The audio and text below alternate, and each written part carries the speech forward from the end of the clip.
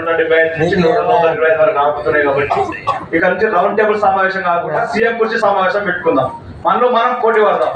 ఇక్కడ వచ్చిన ప్రతి ఒక్కరు నేను సీఎం అవుతా అనే ఒక మనలో ఒక భావం తెలుసు వస్తే ముఖ్యంగా మనం మహిళలు చాలా మంది ఇక్కడ చాలా సంతోషంగా ఉంది.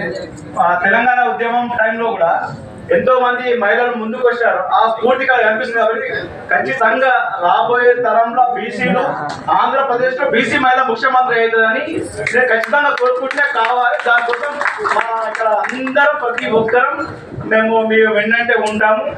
అంతేకాకుండా ఇక్కడ ఒక ప్రస్తావన ఏంటంటే మనకు బీసీలలో అన్నట్టు పంచ పాండవులు ఏకం కావాలి.